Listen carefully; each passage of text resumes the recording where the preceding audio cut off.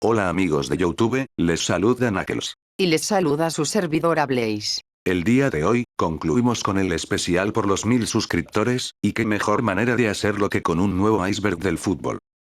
En la pestaña de comunidad del canal, les preguntamos qué temática querían para este iceberg, si Eurocopa o Libertadores, y la mayoría votó por la Euro. Agradecemos a todas las personas que participaron en dicha encuesta. Y por supuesto, también agradecemos a todas las personas que apoyan el canal, ya sea suscribiéndose, dando pulgar arriba, compartiendo los vídeos, o dejando sus comentarios. En verdad se aprecia el cariño que nos dan. Saben, después de 2 años usando los mismos renders e imágenes, creo que ya es hora de renovar mi imagen.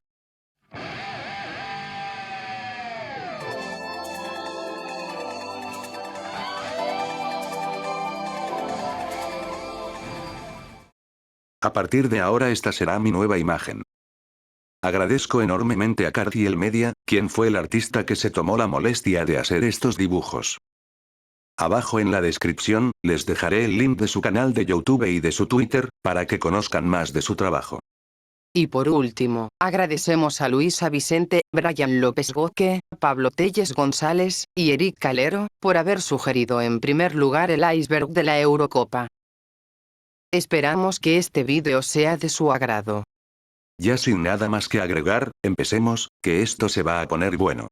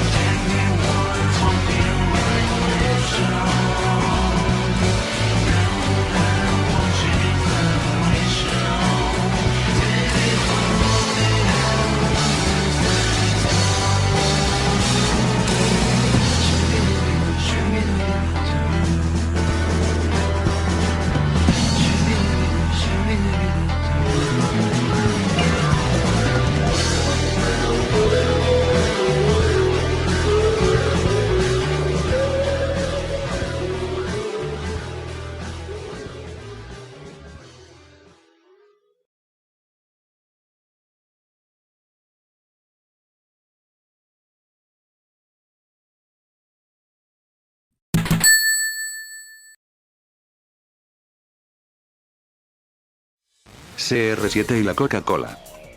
El día 14 de junio, Cristiano Ronaldo se volvió viral en una rueda de prensa, antes de iniciar la Eurocopa 2020-2021. Al sentarse frente a los micrófonos, el astro portugués vio que delante de él habían 2 botellas de Coca-Cola. Acto seguido, las retiró, y tomó una botella de agua y se refirió a ella, instando a su consumo, en vez de la gaseosa. Este hecho generó bastante repercusión en redes sociales, creando debates sobre el consumo de bebidas gaseosas, y muchos memes. Lo más irónico del asunto, es que Cristiano protagonizó un comercial de Coca-Cola en Japón, para la Copa Mundial de Alemania 2006. Dicho comercial se encuentra en YouTube, por si quieren verlo. El penal de Sterling. Inglaterra enfrentó a Dinamarca en el Wembley Stadium, por las semifinales de la Euro 2020-2021. Los daneses se adelantaron en el marcador, con un golazo espectacular de Mikkel Damsgaard, al minuto 29. Poco después los británicos igualaron el partido gracias a un desafortunado autogol de este jugador, cuyo apellido es impronunciable para el locuendo XD. Con un empate 1-1, el encuentro tuvo que irse a la largue.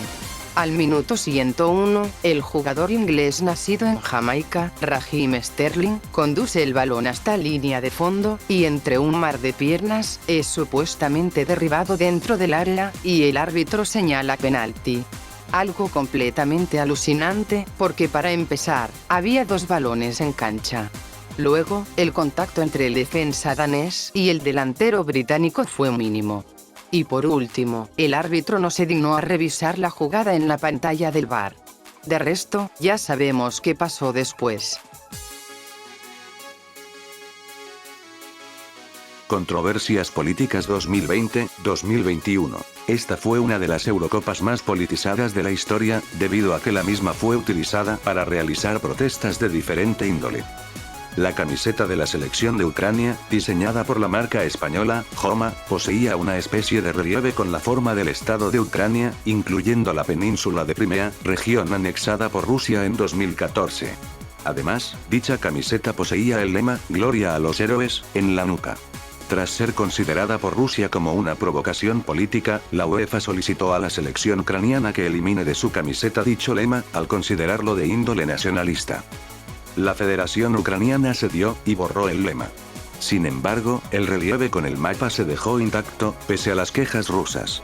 El argumento que empleó la UEFA, fue que dicho mapa corresponde a las fronteras reconocidas por la Organización de las Naciones Unidas. Si me lo preguntan, el detalle con el mapa se ve genial. La bandera de la comunidad LGBT también fue protagonista. A mediados de junio, el gobierno de Hungría, dirigido por su primer ministro Viktor Orbán, aprobó una ley que prohíbe la difusión de propaganda LGBT en las escuelas húngaras, así como la exhibición de cualquier material de esta índole, a jóvenes menores de 18 años de edad, por considerarlo corrupción de menores.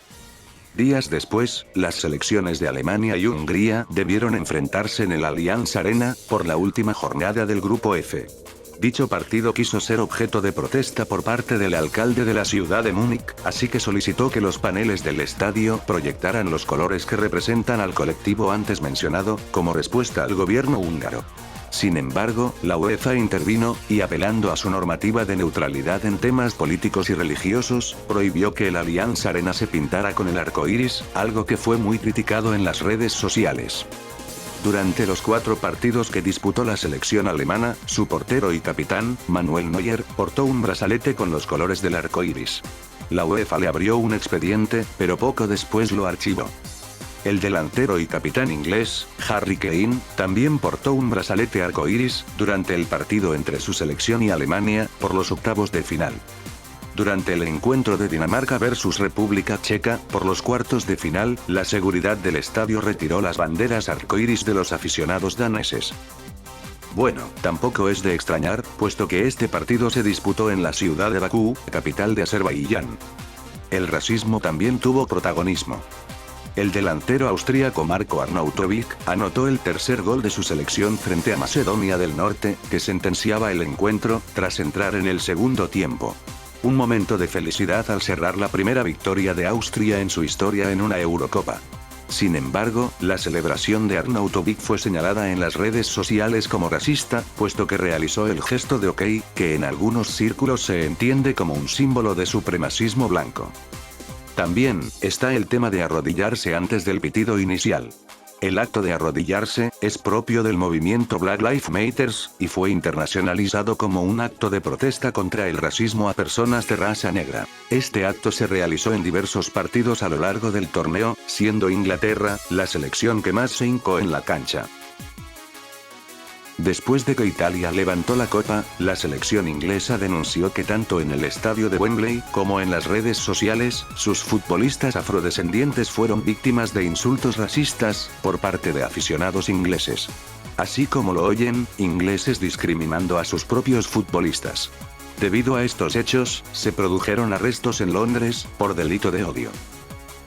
Por último, me gustaría mencionar algo que me pareció muy cómico. En el partido Ucrania versus Inglaterra, por los cuartos de final, el árbitro hizo el pitido para que los futbolistas se arrodillaran. Naturalmente, lo hicieron los ingleses, pero los ucranianos pusieron en movimiento el balón, pensando que era el pitido inicial. Además, esto produjo un gran abucheo por parte del público. Solo vean las reacciones de los jugadores, todos quedaron confundidos XD. El origen de la Eurocopa. El padre fundador de este torneo, fue el francés Henri de Launay, secretario de la Federación Francesa de Fútbol. Este hombre concibió la idea de hacer una competición que abarcara a todo el continente europeo, similar al Campeonato Sudamericano en América del Sur. De la UNAI propuso su idea en 1927, pero muchas federaciones mostraron su rechazo a la celebración de algo semejante, argumentando las dificultades para viajar y encajar esta nueva competencia dentro del calendario. Tuvieron que pasar exactamente 30 años para que la UEFA, fundada en 1954, diera luz verde para crear dicho torneo continental, en un congreso de 1957. De la UNAI falleció en 1955, por lo que no pudo ver su sueño hecho realidad, y en su honor, el trofeo de la Eurocopa recibe el nombre de Trofeo Henry de la UNAI. Sequía italiana de 53 años. La Azzurra es una de las selecciones más laureadas, ostentando en sus vitrinas 4 Copas del Mundo. Sin embargo, su panorama en Europa es completamente diferente. Italia solo ha ganado 2 Eurocopas, la primera en el año de 1968, y la segunda en el año 2021. 53 años de diferencia. Se dice pronto. Italia finalista gracias a una moneda. En la Eurocopa de 1968, la selección italiana enfrentó a la Unión Soviética, en el Estadio San Paolo de Nápoles, el día 5 de junio. Dicho encuentro terminó con un marcador de 0-0 después de los 90 minutos más prórroga. En esos tiempos, no existían los penales. En cambio, el método de desempate que se usaba en estos casos era la repetición del partido. Sin embargo, fue imposible programar un reencuentro, debido a que la final del torneo debía jugarse 3 días después, el 8 de junio. Por ello, se decidió que el ganador de la llave se decidiera a través del lanzamiento de una moneda. La suerte favoreció a los italianos, y avanzaron a la final, donde necesitaron jugar 2 partidos para derrotar a Yugoslavia. Copa sin sede. Para el año 2020, la UEFA decidió conmemorar el 60º aniversario de la competición, expandiéndola por toda Europa. Al contrario de lo sucedido en las 15 ediciones anteriores, en esta ocasión no hubo un país anfitrión, sino que fueron 11. Inglaterra, España, Alemania, Italia, Países Bajos, Escocia, Dinamarca, Hungría, Rumania, Rusia y Azerbaiyán. España sin madridistas. El DT de la selección española, Luis Enrique, causó polémica al revelar que en su convocatoria para la Eurocopa 2020-2021, no llamó a ningún futbolista del Real Madrid. Fue la primera vez en la historia que España participó en una competición oficial sin jugadores madridistas. Islandia. En el 2016, la selección de Islandia participó por primera vez en un campeonato internacional, siendo la Eurocopa de ese mismo año, disputada en Francia. Una clasificación bastante sorpresiva y meritoria, puesto que en las eliminatorias dejaron en el camino a los Países Bajos. Los vikingos dieron la sorpresa, al clasificar a los octavos de final de manera invicta, registrando 2 empates, ante Portugal y Hungría, y una victoria, ante Austria. En los octavos enfrentó a Inglaterra, derrotándola por 2-1. Este fue uno de los mayores batacazos en la historia del fútbol europeo. Tanto así, que el DT de la escuadra británica en ese entonces, Roy Hodgson, renunció a su cargo después del partido. En los cuartos de final, la anfitriona Francia aplastó a Islandia, 5-2, de esta forma, poniendo fin a la aventura vikinga.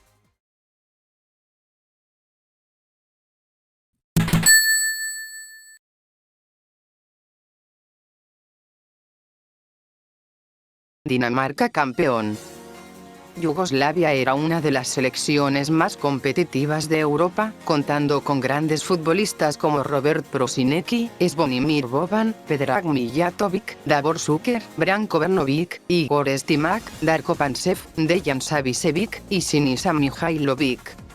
Teniendo como base a la Estrella Roja, Yugoslavia completó una brillante eliminatoria para la Eurocopa de Suecia 1992. En el grupo 4, junto a Dinamarca, Irlanda del Norte, Austria e Islas Feroe, ganó 7 partidos y perdió 1 para convertirse en el equipo más goleador con 24 tantos. Sin embargo, esa generación de grandes futbolistas no pudo participar en el torneo, debido al estallido de la guerra de Yugoslavia.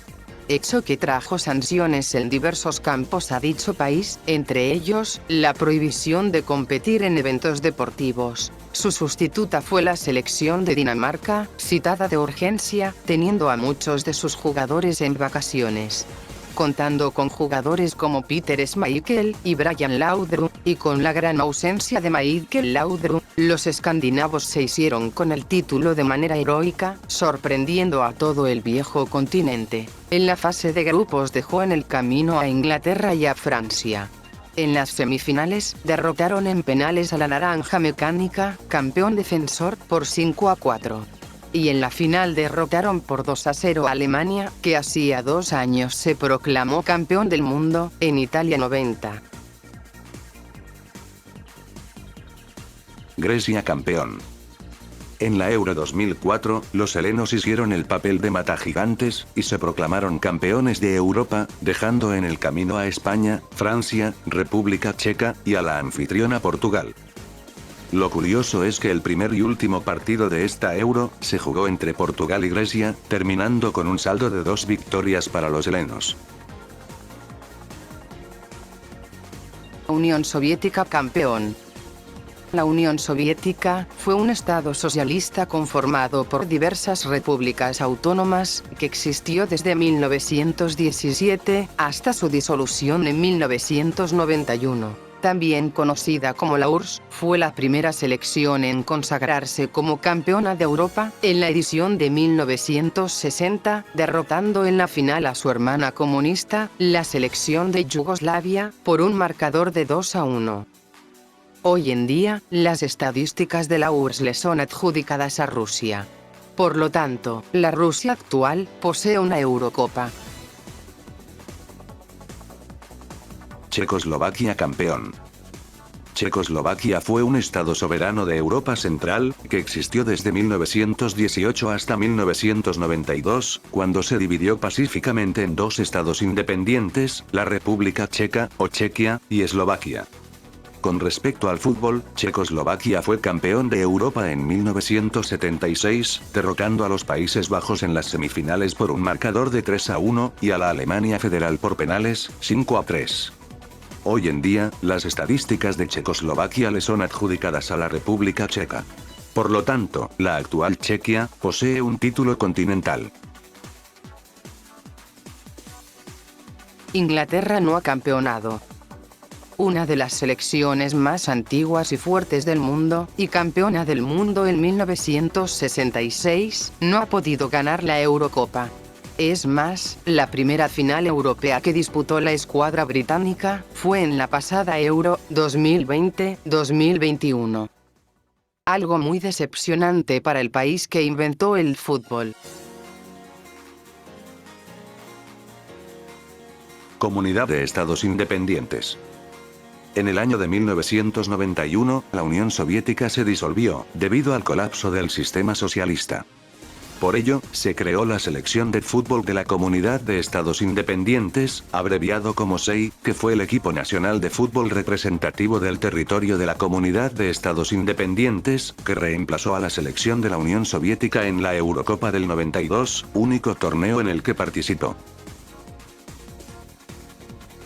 Mayores goleadas en el torneo.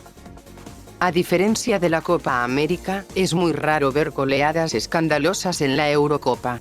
El marcador más abultado ha sido un 6-1, propinado por los Países Bajos a Yugoslavia, en la edición del año 2000, seguido por otras goleadas, no mayores a 5-0. Antonín Panenka. Antonín Panenka es un exfutbolista checo, nacido el 2 de diciembre de 1948, en la ciudad de Praga. Jugó con la selección de Checoslovaquia desde 1973 hasta 1982, consagrándose campeón de Europa en 1976. Panenka pasó a la historia debido a su revolucionaria técnica para patear penales. Checoslovaquia llegó a la final de la Euro 76, donde enfrentó a la Alemania Federal. El partido terminó en un empate 2-2 en los 90 minutos más prórroga, por lo que el título se decidió desde el punto penal. Panenka fue el encargado de patear el quinto penal para su selección. El marcador estaba 4-3 a favor de los checoslovacos, por lo que su tiro era decisivo. Panenka conectó con la punta de la bota la parte inferior de la pelota, que se levantó un par de metros haciendo una vaselina. El balón acabó entrando lentamente por el centro de la portería, sin que el portero alemán, que ya estaba en el suelo, pudiera hacer algo para reaccionar. De esta forma, Checoslovaquia se proclamó campeona de Europa. Y por ello, cuando un jugador pica la pelota al patear un penal, se dice que hizo una Panenka, o que fue un penal a lo Panenka. Sin duda, hay que tener muchos huevos para hacer esto en una final. La mala suerte de Yugoslavia. Pese a ser una de las selecciones más competitivas de Europa, y producir grandes futbolistas, a Yugoslavia no se le ha dado. Perdió 2 finales, ante la Unión Soviética en la edición de 1960, y ante Italia en la edición de 1968. En 1992 fue excluida del torneo por la guerra civil de su país y además ha sido partícipe de 2 de las mayores derrotas de la historia de la Euro. 5-0 contra Dinamarca en la edición de 1984 y un 6-1 frente a los Países Bajos en la edición del año 2000. Además, por muy increíble que suene, Yugoslavia solo ganó un partido en 32 años, ante Noruega en la edición del 2000. Bertie Box. Hans-Hubert Box, mejor conocido como Bertie Box, ha sido la única persona que ha ganado la Eurocopa como jugador y como entrenador. Siendo defensa, levantó el trofeo Henry de la UNAI con la Alemania Federal, en la edición de 1972. Tras retirarse, se convirtió en director técnico, y tomó las riendas de su selección a partir del año 1992. 4 años después consiguió la Copa ante la República Checa. El Pacto Nórdico 2004. Es complicado que haya más indicios de un partido amañado, y aún así no haya sido investigado. Ocurrió durante la Eurocopa 2004 de Portugal. Las selecciones de Suecia y Dinamarca llegaron empatadas a 4 puntos a la última jornada, mientras Italia tenía 2. Debido al número de goles en los empates previos, entre ellas 3, un resultado de 2-2, o un empate con más tantos clasificaba a las 2 nórdicas. 2 selecciones hermanadas que fueron dejando pistas de lo que pasaría después. ¿Cómo acabó el partido? Sí, 2-2. Italia ganó a Bulgaria 2-1, pero de nada le sirvió. Howard Webb. Polonia ganaba a Austria 1-0 en el tiempo añadido del partido de fase de grupos en la Euro 2008, dejando fuera a los anfitriones. Sin embargo, el árbitro Howard Webb pitó un polémico penalti en el minuto 91, que luego Ivica Bastic transformó en gol, para dejar a los austríacos con opciones y a los polacos virtualmente fuera. Este hecho causó bastante revuelo en Polonia. Nunca he tenido un problema en 43 años de fútbol, pero esto es algo que no puedo entender, dijo el seleccionador polaco, Leo Inhaker. Las quejas polacas no acabaron aquí, e incluso el primer ministro de Polonia habló del asunto, y afirmó querer matar a Howard Webb. Las Águilas Blancas se despidieron de la Euro, tras perder ante Croacia por 1-0, en la última jornada de la fase de grupos.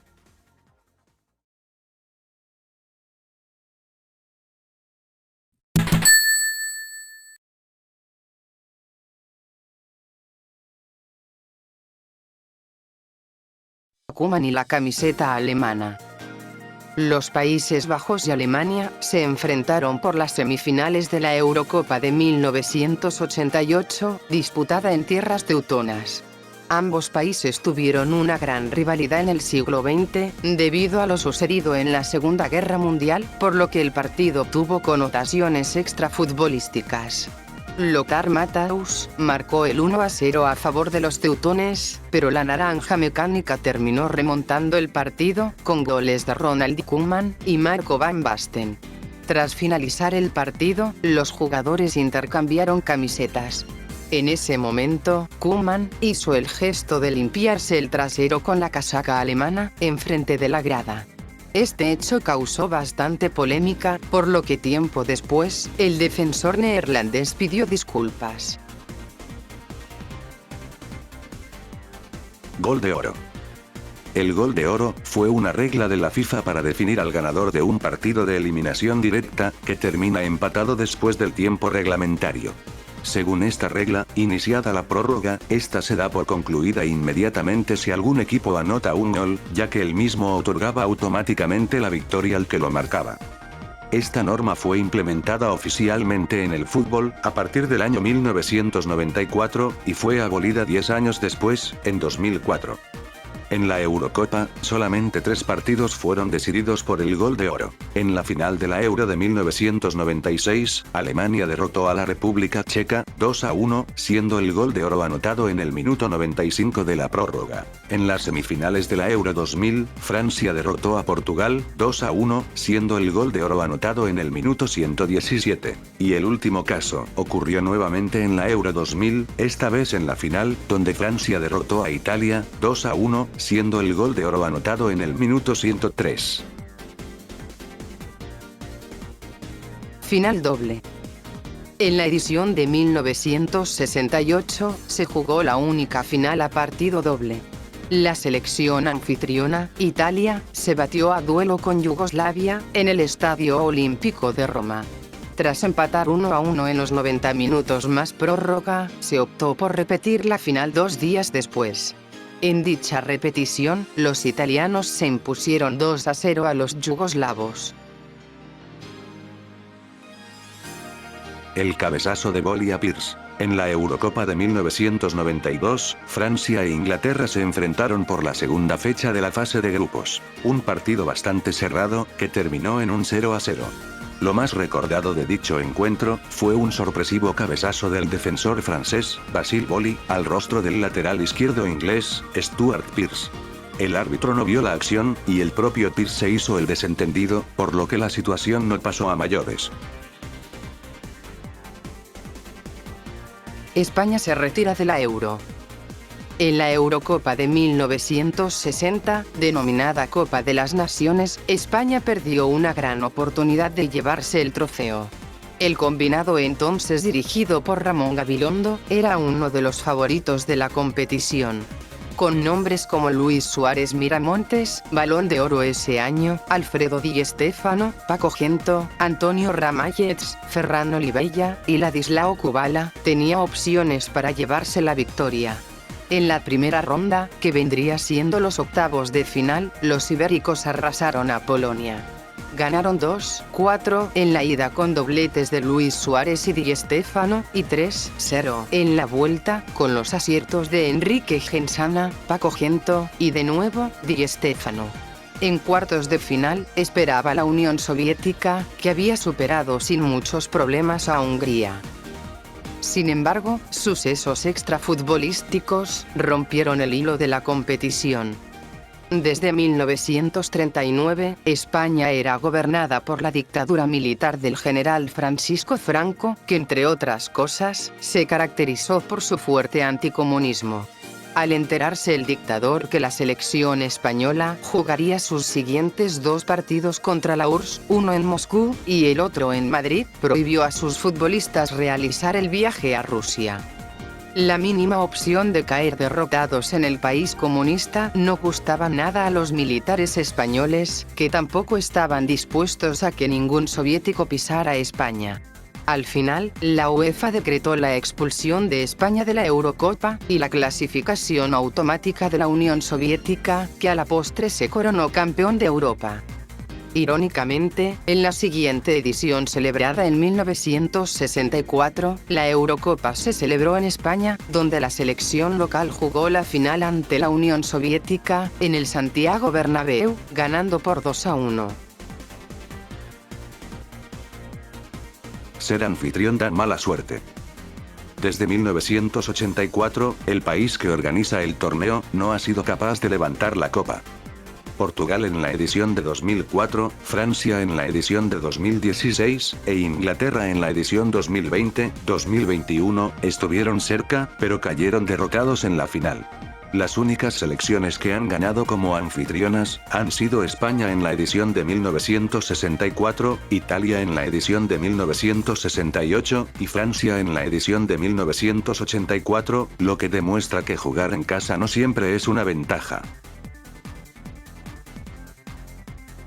Ningún DT la ganó 2 veces. Curiosamente, ningún director técnico ha logrado ganar la Eurocopa en más de una ocasión. El entrenador alemán, Helmut Schön, que ganó la Euro de 1972 con la Alemania Federal, estuvo cerca de conseguir el bicampeonato en 1976, sin embargo, los checoslovacos le arrebataron la final. El error de Arconada. Este ha sido uno de los mayores ridículos que he visto en una Eurocopa. España y Francia se enfrentaron en la final de la edición de 1984, en el Parque de los Príncipes, de París. Michel Platini ejecutó un lanzamiento directo en el minuto 57. El arquero español, Luis Arconada, al intentar bloquear el balón de manera lateral, se le escurrió por debajo del cuerpo. El esférico terminó cruzando lentamente la línea de gol. Un error inexplicable que perjudicó por completo a España. Southgate y los penales. A Gareth Southgate, exjugador y actual director técnico de la selección inglesa, no se le dan las tandas de penaltis. En la Eurocopa del 96, Inglaterra fue eliminada por Alemania en semifinales, por un marcador de 6-5.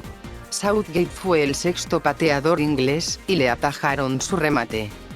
25 años después, ahora como entrenador, Southgate volvió a perder en una tanda de penaltis en una Eurocopa, esta vez, en la final. El fin de la carrera de Lineker.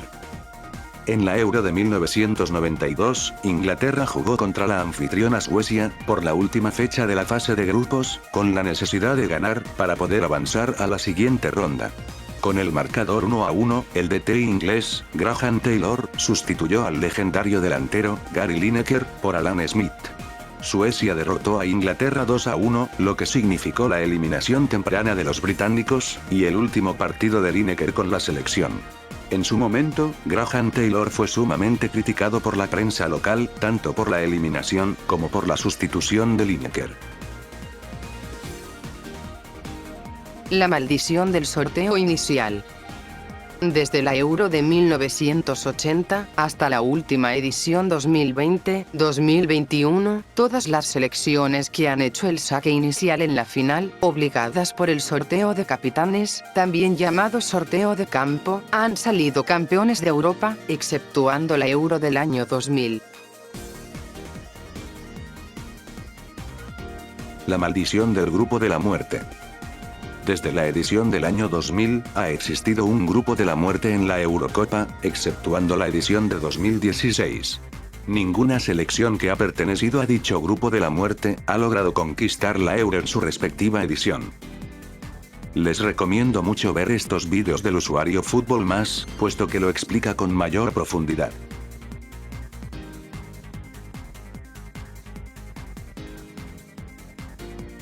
Y bueno, hemos llegado al final. Esperamos que hayan disfrutado del vídeo, y que hayan aprendido algo nuevo sobre esta competición. No olviden dejar su pulgar arriba, suscribirse si lo desean, y dejar un comentario. Recuerden seguirme en mis redes sociales, donde comparto cosas del canal, del FC Barcelona, del fútbol en general, y otras cosas. También pueden unirse a mi server de Discord, donde hablamos de fútbol y compartimos memes. Los links estarán disponibles en la descripción de este vídeo. Le mando un saludo a Juragomo29, El Chevy, Tilirediuser, Don Pingüino, JB, Emilio97, Gamales el Matemático, Hal, Luis Figo, y Quevaina07. Gracias por ser las primeras personas en unirse a mi servidor. Y ya para finalizar, quiero hacer un anuncio. Verán, tras haber alcanzado los 1000 subs, envié la solicitud de monetización a YouTube. Y, pues, me la negaron. Esto me ha desanimado un poco, porque la monetización era algo que quería conseguir. Pero bueno. Es por ello que decidí abrirme una cuenta de Ko-fi, una página donde se pueden dar donaciones y propinas. Así que si quieren, y pueden apoyar el canal, consideren realizar una donación. Si están interesados, les dejaré el link en la descripción. Eso ha sido todo por nuestra parte, nos vemos en un próximo vídeo. Les saluda su servidora Blaze. Y les saluda Knuckles.